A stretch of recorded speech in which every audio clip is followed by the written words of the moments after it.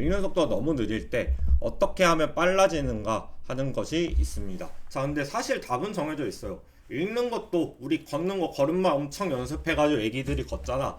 그렇듯이 더 많은 텍스트를 찾아보면 점차 빨라지는 건 맞아요. 근데 문제는 뭐냐? 그것이 나도 알아. 지금 시청자분들 표정이 안 좋을 거예요. 그렇게만 말하면. 근데 이것만 말할 거면 애초에 영상을 찍지도 않았겠죠. 그래서 몇 가지 학습 전략을 짜보려고 이야기해 보려고 합니다. 왜냐하면 저 같은 경우에도 많이 읽다 보니까 테크니컬한 부분들이 생기다 보면 근데 이거를 많이 읽어서 노가다를 엄청 박아서 시간을 그래가지고 얻는 거랑 미리 얻고서 한번 테스트하듯이 점점 이제 익혀가는 거랑은 효율에서 다르다 이거죠. 일단 첫 번째로는 가장 기본적인 거예요. 관심 있는 분야 책이나 신문 잡지 등을 읽어보는 거 이거 중요합니다. 저 같은 경우에는 중고등학교 때 페이스북이라는 게 되게 유행을 했어서 SNS에 똥글, 소위 똥글, 정치 사회 막 비판하는 글 이런 것도 다 찾아 읽었었어요. 관심사가 그쪽이었으니까 그때는. 그러다 보니까 그냥 애초에 긴 글을 읽다 보면 읽는 속도 자체가 빨라져. 근데 이제 SNS 똥글은 조심하셔야 될 게 정치 사회 비판하는 거 좋아. 근데 좀 통찰력이 없는 분들이나 약간 좀 이상한 사상을 가지신 분들이 계시거든요. 이상한 사상을 가졌다라는 건 뭐 예시는 안 들겠습니다. 제가 이제 논란에 휩싸이게 되니까. 자, 어쨌든 많이 읽다 보면 조금씩 읽는 속도 자체는 늘어납니다. 근데 두 번째가 이제부터 중요한데 대충 원하는 내용을 스캔해서 읽는 연습을 하세요. 우리 설명서 같은 거 기계를 샀어. 예를 들면 이런 마이크를 샀어요. 설명서 다 읽습니까, 솔직히? 필요한 부분만 딱 찾아갖고 읽잖아.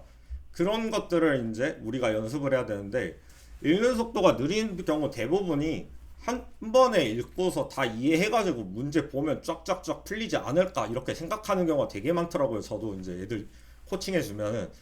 그리고 또 애들 약간 다른 얘기일 수 있는데 많은 학생들이 교과서나 참고서 등을 볼 때 간과하는 게 하나 있어요. 절대 목차를 안 봐. 목차가 저는 제일 중요하다고 생각해요. 뭐 물론 내용을 알아야 문제를 풀겠지만 근데 목차를 안 보는 게 왜 문제가 되느냐? 목차를 통해서 이 단원을 뭘 배울 거고 이름에 대충 나오잖아. 이 단원은 왜 있을 거고 이 단원 뒤에 이 단원이 있는 이유가 뭘고 그러면은 앞에 나온 단원을 이해를 해야 거기서 중요시하는 개념을 뒷단원에서 가져다 쓰는구나 이런 식으로 이해를 하면 조금 더 효율적인 공부를 할 수도 있는데 안 읽어요. 근데 스캔해서 읽는 것도 비슷해요. 우리 전체 지문 다 읽고서 완벽히 이해해가지고 다른 사람한테 설명할 수 있는 수준의 필요가 있을까요? 저는 없다고 생각해요. 우리 문제에서 물어본 내용에 대해서만 논리적으로 답할 수 있으면 되는 거잖아. 근데 우리는 시험에 응시하는 거지 국어 영역 뭐 해설 강의를 촬영 준비하는 건 아니잖아요. 근데 애들은 착각을 해. 뭐냐? 내가 해설 강의 할 정도로 하면 좋지. 그래야 완벽히 이해한 거지. 근데 수학 같은 경우에 문제를 완벽히 이해해서 설명할 수 있을 정도 그게 아이디어를 완전히 흡수했다라고 할 수 있지만 국어는 지문이 맨날 바뀌잖아. 그렇기 때문에 이제 저 같은 경우에도 처음 문제를 보기 전에 이제 지문을 먼저 읽거든요. 근데 지문을 읽는 이유는 뭐다? 단락별로 무슨 내용이 있는지, 어떤 연관성이 있는지를 훑어보려고 읽는 거예요. 근데 이 연습 같은 경우에는 그리고 이제 저 같은 경우에 표시도 약간 해. 이제 짝대기 긋는다든가 이런 식으로. 근데 이 연습에서 가장 중요한 것 같은 경우에는 몇 년도 그러니까 뭐 09년도나 그 이전 문제들은 여러분들이 안 풀어볼 거잖아 솔직히. 근데 그때 수능 기출들 뽑아가지고 읽어보면서 이런 식으로 빠르게 스캔해보는 연습을 한번 해보세요. 그리고 요즘 학생들은 이제 올해가 2024년이니까 준비하는 게 2025 수능이잖아요.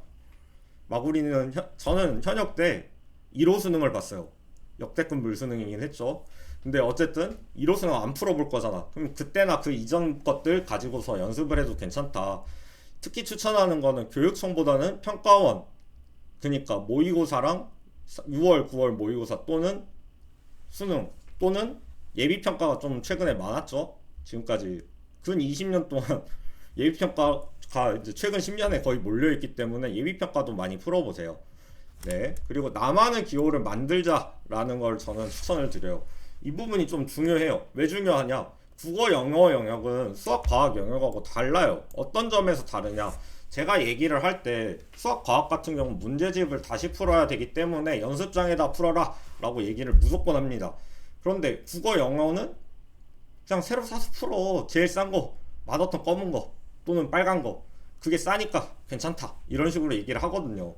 그 이유가 간단해요. 수학 과학 영역 같은 경우 연습장에다 풀고 현장에서도 그림 같은 건 다시 그리면서 주어진 게 있더라도 감을 잡고 문제 이해하는 식으로 가는 게 중요합니다. 왜냐? 문제가 이해가 안 갈 수도 있어. 이미 그려져 있는 그림 활용하다 보면. 그리고 자기가 다시 그리면서 문제 이해가 가는 것도 있고, 문제나 그림이 난잡해지면 이제 나중에 이해 안 갔을 때 답이 없어요. 근데 국어나 영어 같이 어학적인 건 좀 달라요. 그냥 지문에다 표시해 가면서 읽는 게 중요합니다. 도서관에 가서 책을 빌려봐도 이 습관 못 버려가지고 책에다가 밑줄 그은 나쁘신 분들이 있잖아요. 근데 그 사람들 같은 경우는 이기적인 건 맞지만 자신만을 생각한다면 그게 또 맞는 것 같기도 하고 아닌가? 그러니까 지문에 좀 표시를 해가면서 읽는 게 중요해요. 저 같은 경우 예시 파트 같은 경우에는 제가 안무랑궁 영상에서 올렸듯이 별로 안 중요해. 처음 읽을 때는. 왜냐? 예시까지 우리가 다 이해할 필요가 없다니까. 처음 볼 때 언젠가 문제에서 나왔을 때 그때 이해하기 위해서 읽을 거야. 그러니까 안 읽는다 하고 X표를 예를 들면 위에다가 쫙 그어버려요. 그럼 예시가 있다라는 거 알 수가 있잖아. 그 다음에 뭐 호를 긋는다는 거, 어디까지가 예시라는 내용 같은 걸 보기 위해서. 네, 그런 것들이나 논리적 인과 또는 시간적 순서 같은 것들이 나오면 화살표를 쳐서 중요한 개념들 동그라미 치고 화살표를 쭉쭉 긋는 식으로 하여. 근데 이제 나만의 기호 만들 때 조심하셔야 될 게 있어요. 제발 모든 것에 밑줄 긋지 마. 그럼 뭔 내용이 어디 있는지 어떻게 알아? 밑줄 그으면서 읽는 건. 그리고 이제 또 다른 예시로는 두 가지 이상 중심 개념이 나올 때는 서로 간의 관계나 이런 것들이 상반될 수도 있지만 조금 다른 걸 수도 있어. 그래서 저는 공통점인 거에는 그냥 물결 표시로 밑줄을 긋고, 그리고 첫 번째로 나온 것에는 것과 관련된 것들, 그거엔 전부 네모를 쳤어요. 나중에 나온 거엔 전부 다 세모를 쳤어요. 뭐 근데 3개 이상 잘 안 나오는데 3개 이상 나왔을, 요즘엔 나오니까 3개 이상 나오면 역삼각형을 친다든가 이런 식으로 표시를 해가지고 읽을 수가 있어요. 근데 이런 식으로 표시만 해가지고 이제 쭉쭉쭉 가면은 어차피 문제 보고 나서 다시 지문 봐야 되잖아. 그때 이제 다시 보는데 되게 편리합니다. 그리고 문제를 어차피 읽기 전에는 뭘 어떻게 어디까지 파악해야 되는지를 우리 알 수가 있어요? 생각을 좀 해보면 알 수가 없습니다. 그리고 문제를 요구하는 수준으로 이해해서 따다닥 찾아가지고 풀면 되잖아요. 근데 지금 앞에서부터 얘기를 했듯이 모든 걸 처음부터 이해를 다 하고 완벽해지고 해설 강의 수준으로 하려고 하니까 읽는 게 많이 느려지는 부분도 있습니다. 그래서 그런 강박을 버리고 이제 기호 같은 걸 표시해서 흐름만 빠르게 파악하는 거, 저도 실제로 그렇게 하기 때문에 저 같은 경우에 18 수능에서 국어 만점 맞았습니다. 근데 그런 것들 1호 수능은 물수능이었는데 그때 실수해가지고 97인가 98? 그랬긴 했는데, 어쨌든 우리는 빠르게 쭉쭉쭉 스캐닝 해가지고 갈 수 있는 방법을 오늘 말씀을 드렸습니다. 영상이 좀 괜찮았다면 좋아요, 구독 부탁드립니다.